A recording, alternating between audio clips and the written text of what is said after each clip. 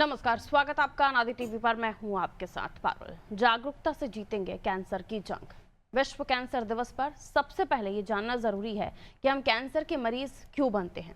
आनुवांशिकता अलग विषय है, लेकिन आजकल बहुत से मामले ऐसे सामने आ रहे हैं जिनमें कोई आनुवांशिक इतिहास ना होने के बावजूद बहुत से लोगों को कैंसर की बीमारी हो जाती है। और इसका कारण एक तरफ तो खाने पीने की चीजों को पैदा करने में अंधाधुंध उर्वरक, पेस्टिसाइड, दवाएं और भी कई चीजों का उपयोग है, तो दूसरी तरफ हमारी विलासितापूर्ण जीवन शैली। ऐसी स्थिति में जैविक खेती जो है अपनाकर और अपनी जीवन शैली में परिवर्तन लाकर हम कैंसर जैसी महामारी से लड़ सकते हैं। और उससे भी ज्यादा जरूरी है जागरूकता, क्योंकि कैंसर भी लाइलाज नहीं है, बशर्ते इसका पहले स्टेज में ही पता चल जाए। आज इसी विषय पर विमर्श करते हैं। पहले एक रिपोर्ट आपको दिखाते हैं, देखिए।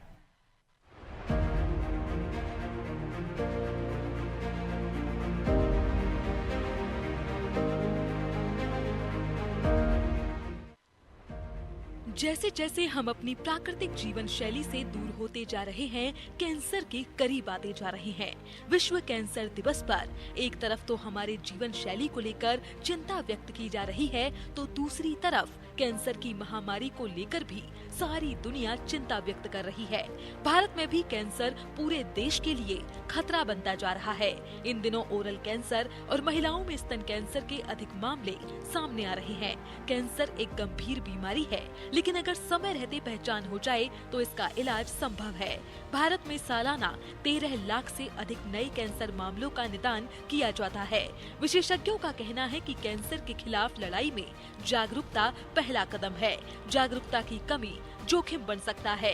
कैंसर के मामलों में अक्सर देर से पहचान की जाती है, जो मौत का बड़ा कारण है। शीघ्र पता लगाने और समय पर इलाज शुरू होने से मरीज की जान बचाई जा सकती है।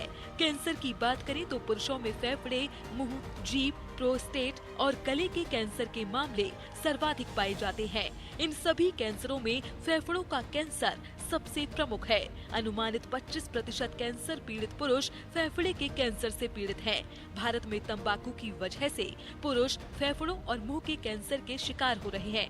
राज्य स्वास्थ्य विभाग के अनुसार 41% पुरुषों में कैंसर का कारण तंबाकू का सेवन है। इसके अलावा महानगरीय क्षेत्रों में फेफड़ों के कैंसर के लिए वायु प्रदूषण और व्यावसायिक जोखिम जैसे कारक भी योगदान करते हैं।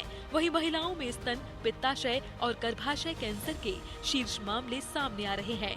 स्तन कैंसर अब महिलाओं के लिए प्राथमिक चुनौती बन गया है। नए मामलों में लगभग 24.8% महिलाएं स्तन कैंसर से पीड़ित हैं।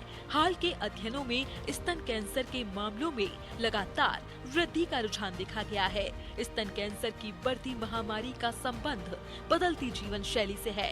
गर्भधारण में देरी, स्तनपान कम करवाना, बढ़ता तनाव, मोटापा और जागरूकता की कमी या इलाज में देरी जैसे कारक इसके प्रमुख कारण माने जाते हैं। विशेषज्ञों का मानना है कि महिलाओं को नियमित स्तन स्वपरीक्षण और 40 वर्ष से अधिक उम्र की महिलाओं को नियमित मैमोग्राफी करवानी चाहिए, ताकि रोग का पता शुरुआती चरणों में चल सके।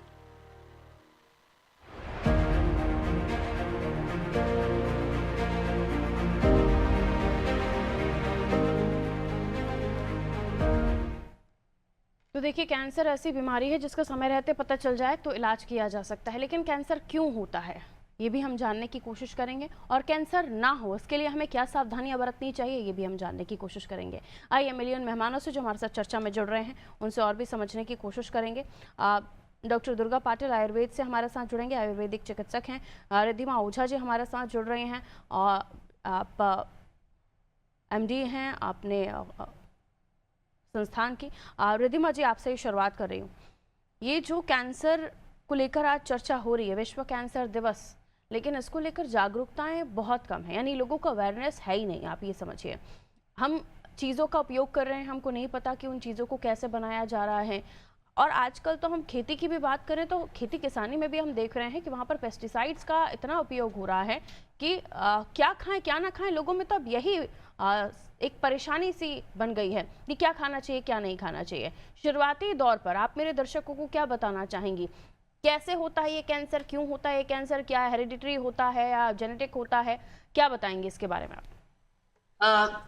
नमस्कार, मेरा नाम डॉक्टर रिद्धिमा ओझा है। मैं एक कैंसर स्पेशलिस्ट हूँ जी। और फिलहाल मैं शैलबी हॉस्पिटल इंदौर में काम करती हूँ और यहीं से आपसे वार्तालाप कर रही हूँ। आपने जो सवाल किया है ये बहुत ही महत्वपूर्ण सवाल है। एक्चुअली कैंसर की जो होने की संभावना है ये हर व्यक्ति के लिए अलग अलग है।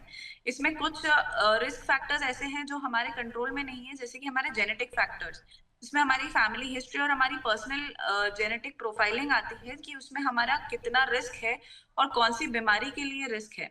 सो ये पर्सन टू पर्सन वेरी करता है। इसके लिए हम सिर्फ अपने आप को स्क्रीन करवा सकते हैं। इस और जब जो प्रोटेक्टिव और प्रिवेंटिव एफर्ट्स और मैनेजमेंट करने की आवश्यकता है वो कर सकते हैं। इसके अलावा जो मॉडिफाइबल है, जो हमारे कंट्रोल में है, और उस चीजों को चेंज करके हम हर कोई अपने डिसीजेस से अपने आप का बचाव कर सकते हैं या रोकथाम कर सकते हैं। वो लाइफस्टाइल मॉडिफिकेशन फैक्टर्स होते हैं, जिसमें कि आपने जैसे बताया कि सारा dietary factors as well as physical activity. आजकल सब लोग टेक्नोलॉजी के जमाने में रहते हैं। Physical inactivity is a major cause. Lifestyle में आपके हैबिट्स जैसे कि धूम्रपान हुआ, तंबाकू हुआ, अल्कोहल हुआ, ये सारे कुछ नॉन रिस्क फैक्टर्स हैं जो कि रिस्क ऑफ कैंसर्स को बढ़ाते हैं, as well as pesticides and all the chemical adulteration that we see today in the food, packaged food intake, processed food intake, इन सब को हमें अवॉइड करना चाहिए। इन सब से हमारे एक्सपोजर्स टूवर्ड्स अडल्ट्रेशन इंक्रीज होते हैं। ये कुछ फैक्टर्स हैं जो आप चेंज कर सकते हैं। इसके अलावा प्रिवेंशन के लिए आई वुड सजेस्ट, आज स्क्रीनिंग प्रोटोकॉल बहुत ही महत्वपूर्ण है।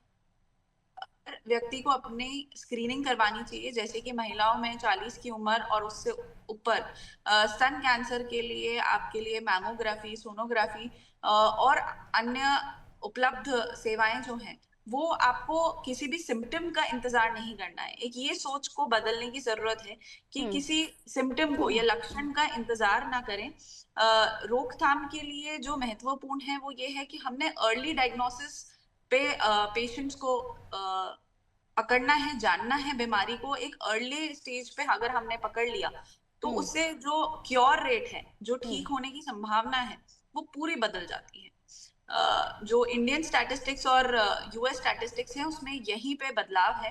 अगर हमारे पास में एडवांस ट्रीटमेंट अवेलेबल है तो हम उसे क्योर रेट हैं जब हम स्क्रीन होके अर्ली स्टेजेस पे डिटेक्ट करें, अपने आप को जांच करवाएं। प्रिवेंशन के लिए vaccination, screening as well as I would say lifestyle modifications are important. कितने समय के अंतराल में ये जांचें करा लेनी चाहिए मैडम, और पुरुषों में और महिलाओं में किस तरह के कैंसर के मामले ज्यादा आप देखती हैं? तो talking about the most common cancers, तो जैसे कि हेड एंड नेक कैंसर्स है, मतलब मुंह के कैंसर्स हो गए, ये ज्यादा देखे जाते हैं क्योंकि तंबाकू का सेवन ज्यादा है हमारे देश में। सो हेड एंड नेक के कैंसर्स, धूम्रपान और पोल्यूशन की वजह से लंग कैंसर्स, ये मेल्स में आपको ज्यादा दिखेंगे। फीमेल्स में आपको ब्रेस्ट कैंसर, सर्वाइकल कैंसर मतलब गर्भाशय ग्रीवा कैंसर, ये आपको ज्यादा मिलेगा। ये कुछ कॉमन कैंसर्स हैं। स्क्रीनिंग की जैसे हमने बात करी, फीमेल के लिए हमने वैक्सीनेशन सर्वाइकल कैंसर के of age around every yearly आप HPV अपना टेस्टिंग करवा सकते हैं, जिसको पैप स्मीयर कहते हैं। अगर आप HPV के साथ में आप DNA प्रोफाइलिंग करवाते हैं तो आप 5 इयर्स के लिए फ्री हैं। आप को टेस्टिंग इसे कहते हैं, जिसमें पैप स्मीयर के साथ साथ HPV DNA टेस्टिंग आपने करवाई तो आपको इसको हर 5 साल में ही सिर्फ रिपीट करने की आवश्यकता है। मैमोग्राफी आप 40 के बाद, अगर 40 से पहले कोई भी गठान है या कोई फैमिली हिस्ट्री है, आपको स्क्रीनिंग की आवश्यकता है तो सोनोग्राफी। जो यंग एज है, reproductive age group 30 to 35 years of age group, उसमें सोनोग्राफी। 40 से बाद में मैमोग्राफी। मेन के लिए प्रोस्टेट कैंसर एक जो बढ़ती उम्र के साथ में उसके होने की संभावनाएं बढ़ती हैं, तो इसके लिए हम सोनोग्राफी, PSA टेस्टिंग करवाते हैं। GI कैंसर्स, पैनक्रियाटिक के लिए आपका CA 19.9, वेरियस ट्यूमर मार्कर्स रहते हैं। ओवेरियन कैंसर्स के लिए CA 125। सो एक कंसाइज हम लोगों का एक पैनल होता है जिसको हम कैंसर स्क्रीनिंग पैनल कहते हैं, जिसमें जेंडर और एज के अकॉर्डिंग हम स्क्रीन करते हैं पेशेंट्स को, और उनकी फैमिली हिस्ट्री के अकॉर्डिंग जिसमें उनका ज्यादा रिस्क है उस हिसाब से टेस्टिंग करते हैं। बिल्कुल, तो ये तरीका मैम ने बताया। और भी सवाल होंगे मैम। इस वक्त दिव्या मेरी सहयोगी हमारे भोपाल से जुड़ गई हैं, और क्योंकि भोपाल में भी कैंसर का हॉस्पिटल है, और ख़ास तौर पर अगर मैं इस मसले पर बात कर रही हूँ तो ये ऐसा मामला है जिसको लेकर हमें लगता है कि सरकारें भी बहुत इसको लेकर चिंतित हैं। आखिर क्यों इतने सारे मामले बढ़ रहे हैं? और जब हम अपने दिनचर्या के बारे में बात करते हैं तो अब देख रहे हैं हम, भाग दौड़ भरी जिंदगी है, लेकिन उसके अलावा भी लोगों का लाइफस्टाइल जिसमें वो अनहेल्दी चीज़ों का उपयोग कर रहे हैं, पैक्ड फूड के साथ साथ ज़्यादातर कैंसर हमें ये भी पता चलता है कि तंबाकू के सेवन से, और गुटखा, सिगरेट, स्मोकिंग, ये सब चीज़ें हैं जिनकी वजह से भी लोग जान कर भी इन चीज़ों को नहीं छोड़ पाते हैं। ख़ासतौर पर इस तरह के मामले भी सामने आते हैं। उसके अलावा दिव्या, हम देखते हैं कि महिलाओं में बदलती जीवन शैली, समय पर जांच न कराने की आदत, ये धारणा है खासतौर पर भारतीय महिलाओं में कि पहले वो अवॉइड ही करती हैं, लेकिन अब मुझे लगता है कि इतनी अवेयरनेस है, लेकिन वो अवेयरनेस बहुत ज़्यादा लोगों में नहीं है। अगर परसेंटेज वाइज भी देखिए तो 40-60 का रेशियो हम देख सकते हैं। इसको भी लेकर लोगों में जागरूकता होनी चाहिए, या फिर सरकारों को कैंसर जैसी महामारी से लोगों को बचाने के लिए एक अभियान के तौर पर इन जांचों को अस्पतालों में फ्री ऑफ कॉस्ट करना चाहिए, या फिर इन जांचों को लेकर हर 3 महीने में एक कह सकते हैं कि एक एडवाइजरी जारी करनी चाहिए? दिव्या जी पारुल, कैंसर की सबसे बड़ी बात यही है कि जो लोगों में एक अवधारणा है कि कैंसर दूसरे को हो सकता है, हमें नहीं हो सकता। लेकिन जिस तरह से कैंसर लगातार फैल रहा है, आप देखेंगे जिस तरह से पहले हार्ट अटैक के मामले सामने आते थे, लेकिन अब कैंसर के मामले सामने आ रहे हैं, तरह तरह का कैंसर सामने आ रहा है। अच्छी बात यह है पारुल की, जैसे कि लगातार मामले बढ़ रहे हैं, उसके बाद केंद्र सरकार का जो अब बजट आया है उसने कैंसर की दवाओं को पूरी तरह से ड्यूटी मुक्त कर दिया है, जिससे जो लोग इसके कैंसर के बाद इसके महंगे इलाज के बोझ से मर जाते थे, वही अब लोगों को वो इलाज मुहैया हो पाएगा। और बात करें पारुल की कैंसर की, तो मध्य प्रदेश में भी लगातार कैंसर लगातार बढ़ रहा है। और हम बात करें कि बुंदेलखंड एरिया की, तो बुंदेलखंड एरिया में सर्वाइकल कैंसर सबसे ज्यादा पाया जाता है। जो अलग अलग मैं बात करूंगी इंदौर, भोपाल की, मैं आपको कुछ आंकड़े बताना चाहूंगी कि भोपाल में जो ओरल और फेफड़े के कैंसर है उसके वार्षिक अगर साल भर के जो मामले सामने आ रहे हैं वो तकरीबन 5000 मामले सामने आ रहे हैं। और इंदौर में ओरल और स्तन कैंसर के जो मामले हैं वो तकरीबन 6,500 तक सामने आ रहे हैं। तो आप सोच सकते हैं कि लगातार ये संख्या जो कभी जो सैकड़ा में हुआ करती थी, अब वो हजारों की तादाद में सामने आ रही है। ऐसे में ये वाकई में जो आपने सवाल का बात कही कि ऐसे में जागरूकता के लिए और जो लगातार चेकअप की एडवाइजरी होनी जरूरी है। हालांकि जैसे कि कैंसर दिवस है और एक तरह से जागरूकता का आज अभियान कराया जा सकता था, लेकिन मैं अभी जवाहर कैंसर के बाहर खड़ी हूँ। यहाँ पे आज कैंसर को लेकर कोई जागरूकता अभियान नहीं है, लेकिन यहाँ पे देखा जाए तो लोगों की भीड़ बहुत ज्यादा है। जो मरीज प्रदेश भर से आ रहे हैं कैंसर को लेके वो बहुत ज्यादा है। तो ऐसे में लगातार कैंसर के मरीजों की संख्या बढ़ रही है। और अब जरूरत यह है पारुल कि इनको सही गाइडेंस दिया जाए, सही समझाई दी जाए, ताकि समय समय पर जो है वो अपना चेकअप करा सके, किस तरह का इलाज उन्हें मिले उसकी भी उन्हें जानकारी दी जाए। क्योंकि जिस तरह से बढ़ रहा है उस तरह से सुविधाएं अभी नहीं है। केवल भोपाल की बात करें तो भोपाल में एक एम्स ऐसा बड़ा हॉस्पिटल है जहां लोग जाते हैं, दूसरा ये जवाहर कैंसर, लेकिन अव्यवस्थाओं की भेंट ये जो अस्पताल है वो इस कदर चल चुके हैं कि जो बाहर से लोग आते हैं वो यहाँ हैरान परेशान होते रहते हैं और इलाज की दरकार में वो लोग अपना दम तोड़ देते हैं। बिल्कुल, ये बहुत इम्पोर्टेंट है कि सही इलाज और समय पर इलाज, ये ज़रूरी है, जो व्यवस्थाएं प्रशासन को भी करानी चाहिए। डॉक्टर पालीवाल हमारे साथ जुड़ गए हैं। डॉक्टर पालीवाल, बहुत बहुत स्वागत है आपका अनादि टीवी पर। सुन पा रहे हैं आप मुझे? जी धन्यवाद पारुल, आपका और आपके दर्शकों का स्वागत करता हूँ। विश्व कैंसर दिवस सर, कैंसर को लेकर चर्चा हो रही है और बहुत सारे विषयों को लेकर हम अपने दर्शकों को जानकारी देने की कोशिश करें आप लोगों के माध्यम से। कैंसर को लेकर लक्षणों की बात भी हो रही है, ये भी बात हो रही है कि सिर्फ गुटखा, तंबाकू का सेवन करने से कैंसर नहीं, आजकल हवा पानी भी खराब है। तो उसको लेकर आप क्या हमारे दर्शकों को बताना चाहेंगे? कितनी ये बड़ी बीमारी है, किस तरह से महामारी बनती जा रही है और क्यों इतने ज्यादा मामले इसके बढ़ते जा रहे हैं? खासतौर पर हम देख रहे हैं महिलाओं पुरुषों में अलग अलग तरह के कैंसर्स डेवलप हो रहे हैं जिनको पहले तो कभी सुना भी नहीं था। जी देखिए, अंतर्राष्ट्रीय पटल पर यदि हम देखें और मूल्यांकन करें इस बात का, तो सबसे पहले तो ये कि जितने हमारे ये जो एशियन कंट्रीज है, जिसमें भारत भी आता है, पाकिस्तान आता है, बांग्लादेश आता है, चाइना, ये आपका श्रीलंका आता है, इत्यादि जो आसपास है, अफगानिस्तान आता है, इनमें इन देशों में खासकर 3 चीजों की बहुत बड़ी समस्या है: शिक्षा, समझदारी और शर्म। शर्म का कारण कई बार धर्म भी होता है, समझदारी का कारण कई बार, नासमझी का कारण कई बार शिक्षा भी होता है, और कई बार लापरवाही भी होती है। तो शिक्षा, समझदारी, शर्म और लापरवाही, ये 4 चीजें इस तरह के रोगों को बढ़ाने में बहुत महत्वपूर्ण होती है। लेकिन अलावा इसके, यदि हम आज के वातावरण की बात करें, तो जितना वातावरण और जलवायु में प्रदूषण है, ना तो प्रदूषण मुक्त पानी है, ना प्रदूषण मुक्त हवा है, और ना ही प्रदूषण मुक्त पृथ्वी है, ना ही प्रदूषण मुक्त आकाश है। और तो और छोड़िए, अग्नि भी प्रदूषण मुक्त नहीं बची, क्योंकि अंतर्राष्ट्रीय स्तर पर जिस तरह के युद्ध हो रहे हैं, जिस तरह की बड़ी बड़ी घटनाएं घट रही हैं आगजनी की, और जिस तरह अमेजन के जंगल में आग लग रही है, ये सारी की सारी चीजें समझ लीजिए कि अग्नि को भी प्रदूषित कर रहे हैं। तो प्रदूषण अपनी जगह है, मनुष्य अपनी जगह है, और उसके बाद शासन अपनी जगह है। तो प्रदूषण, मानवता, मनुष्य का व्यवहार और शासन, ये तीनों कहीं न कहीं इसके लिए दोषी हैं। और तीनों की नाफरमानी या नाइंसाफी या गैर जिम्मेदाराना रवैये के कारण ये कैंसर की समस्या बढ़ रही है। व्यक्ति खुद के साथ नाइंसाफी करता है, गैर समझदारी की बात करता है, अति उत्साह में रहता है, कई बार मुगालते में रहता है, कई बार वो सोचता है कि मुझे ऐसा नहीं हो सकता, कई बार वो टालता है। तो ऐसे बहुत सारे फैक्टर है पारुल, लेकिन ये जो समस्या है, इसके 3 महत्वपूर्ण कॉर्नर है। एक, मनुष्य स्वयं, जिसमें मानवता जिम्मेदार है, खुद के लिए भी, परिवार के लिए भी, समाज के लिए भी। दूसरा, शासन के स्तर पर भी जिस तरह की व्यवस्थाएं लोग अपेक्षा करते हैं, व्यवस्था में सुधार निरंतर है, लेकिन उस सुधार की रफ्तार आवश्यकता के अनुसार नहीं है। सुधार की रफ्तार कम है, आवश्यकता की रफ्तार ज्यादा है। तो सुधार की रफ्तार और आवश्यकता की रफ्तार में जो सामंजस्य नहीं होने के कारण, कम और ज्यादा होने के कारण, अनुपात खराब होने के कारण भी समस्या बढ़ रही है। और तीसरा, जैसा मैंने बताया, प्रदूषण बहुत बड़ा कारण है। ऐसे में हम अकेले मानव को दोषी नहीं दे सकते, शासन और अंतर्राष्ट्रीय व्यवस्थाएं और मैं समझता हूँ कि प्रदूषण इत्यादि ये सब चीजें जिम्मेदार हैं। ऐसे में यदि वातावरण इस तरह का, इस वक्त का जो है उसको यदि हम देखेंगे जी। तो इस वक्त सर्वाधिक रोगी कैंसर के ही बढ़ते चले जा रहे हैं। अन्य बीमारियों के रोगी इतनी तेजी से नहीं बढ़ रहे जितने की कैंसर के बढ़ रहे हैं। जी। लेकिन सर, अब चूंकि जो कारण आपने बताए हैं जाहिर है वो लाजमी भी हैं, लेकिन उससे इतर अब आम जनमानस को क्या ख्याल रखना चाहिए इन सब चीज़ों को लेकर?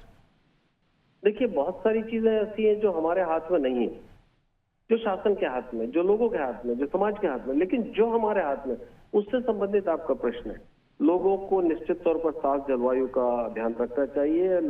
यदि किसी प्रदूषित शहर में रह रहे हैं जहाँ की एक्यूआई बहुत ज्यादा, जैसे दिल्ली और इत्यादि शहर, जैसे हमारे मध्य प्रदेश में सिंगरौली, तो यहाँ मास्क पहनकर रहना चाहिए। दूसरा, हम पानी स्वच्छ पिए और भोजन को भी हम कहीं कहीं भोजन प्रदूषित ना होने दें। और यदि ऑर्गेनिक फूड को यदि हम देखते हैं, और ऑर्गेनिक फूड यदि हमारे पास होता है, या ऑर्गेनिक फूड को हम लेते हैं, तो मैं समझता हूँ कि जिसमें पेस्टिसाइड्स कम हो, ये सब कम हो, और इसके अलावा नशा पत्ता, धूम्रपान, तंबाकू इत्यादि जो आते हैं ये नहीं हो, शराब का सेवन कम हो, तो व्यक्ति को स्वयं सुधरना पड़ेगा, तभी जाकर उसके स्वास्थ्य के प्रति वो सचेत रहेगा। तो इन समस्याओं का, ये समस्याएं होंगी, लेकिन इनका अनुपात कम होगा और गंभीरता भी कम होगी। बिल्कुल सर, आप जो जानकारी आप दे रहे हैं बहुत ही महत्वपूर्ण है, और इसी के साथ ये भी कहना ज़रूरी है कि जागरूकता ही सबसे सस्ती दवा है, क्योंकि जागरूकता समय रहते आपको हर चीज़ से बचा सकती है। फिर कैंसर जैसी बीमारी में अगर आप समय रहते इन बातों को ध्यान में रखते हैं, अपना इलाज करा लेते हैं, छोटी छोटी चीज़ें हैं। रिद्धिमा जी भी इंदौर से हमारे साथ जुड़ी हुई हैं। रिद्धिमा जी, हम महिलाओं को देखते हैं तो जाहिर है कि इतनी जिम्मेदारियाँ होती हैं, उसके साथ वो हेल्थ का कितना ख्याल रख पाती हैं। हालांकि कई लोगों में अवेयरनेस भी है, वो इन चीज़ों को नहीं टालती, लेकिन कई सारी महिलाएं आज भी हमारे देश में, खासतौर पर ग्रामीण अंचलों में, वो इन चीज़ों को अनदेखा करती हैं। और जैसे कि अभी डॉक्टर पालीवाल भी जिक्र कर रहे थे कि बहुत सारी चीज़ें उपलब्ध हैं, ज़रूरी नहीं है कि हमें इन चीज़ों का सेवन करना ही है। आप आदी हो चुके हैं, आप कैसे छोड़ेंगे, ये आपकी खुद की निर्भरता पर डिपेंड करता है, जो आपकी खुद का आत्मविश्वास है कि आप किस तरीके से उसे छोड़ सकते हैं। क्या कहना चाहेंगे आप इस पर, आप रिद्धिमा जी? बिल्कुल सही है एक्चुअली कि महिला अक्सर हम देखते हैं कि वो घर में सबका ध्यान रखते हैं और वो अपनी हेल्थ को थोड़ा सैक्रिफाइस कर देते हैं, या आप कह सकते हैं इग्नोर कर देते हैं।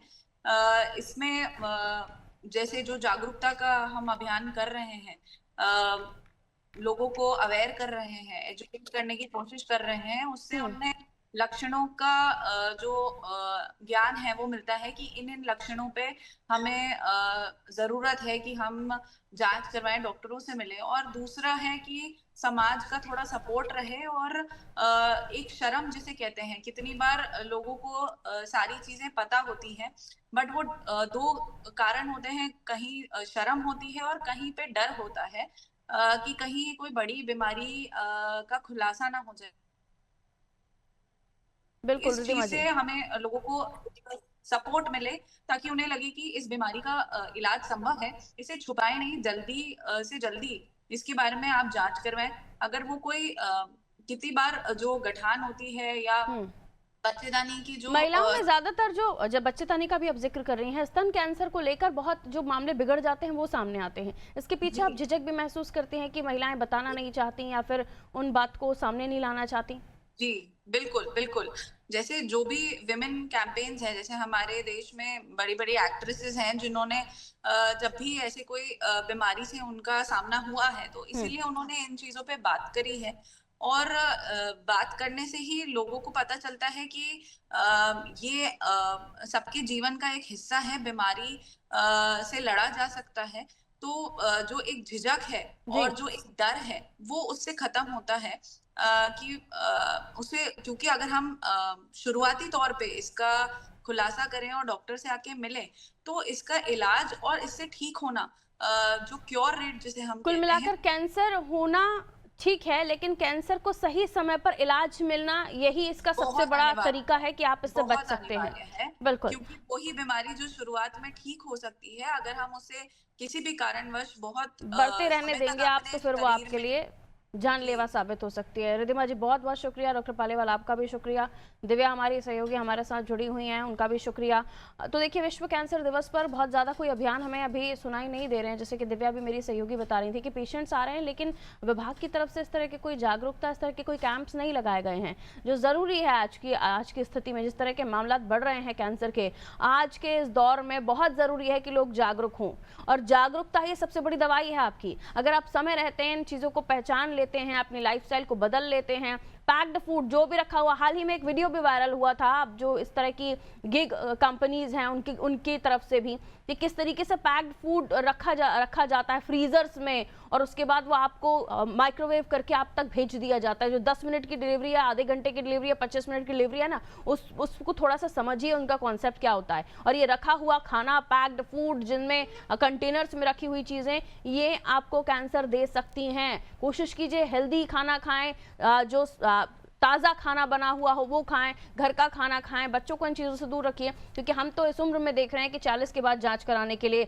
आपको एडवाइस की जा रही है। हो सकता है कि आने वाले समय पर हम देखें कि 10 और 15 साल में भी जांच कराने के लिए कह दिया जाए, क्योंकि जिस तरीके से लाइफस्टाइल में बदलाव हो रहा है, हम बच्चों को भी उसी लाइफस्टाइल में ढकेलते हुए चले जा रहे हैं। थोड़ी समझदारी, थोड़ी जागरूकता आपको इस तरह की बीमारियों से दूर रख सकती है। महिलाओं के लिए खासतौर पर कहना चाहूंगी, स्तन कैंसर की बीमारी महिलाओं में बढ़ती है, गर्भाशय की बीमारी देखी जा रही है, इसलिए ज़रूरी है कि इन बातों को बताने से, इन बातों को लेकर चर्चा करने से, डिस्कशन करने से आप डरिए मत, झिझकिए मत, क्योंकि अगर ये बढ़ गया तो आपकी जान ले सकता है। इसे माइंड में रख लीजिए और इस पर ध्यान से, गौर से, अपने आप में अगर किसी भी तरह का, अपने हेल्थ में किसी भी तरह का कोई परिवर्तन, किसी भी तरह की कोई गुठली गांठ दिखाई दे रही है, तो तुरंत इसको लेकर जांच करा लीजिए। और क्योंकि अगर ये गुठली बढ़ गई, अगर ये किसी तरह की चीज़ जो आपको महसूस हो रही है, अगर ये कैंसर में परिवर्तित हो गई, तो बचना मुश्किल है। दीजिए इजाज़त, नमस्ते।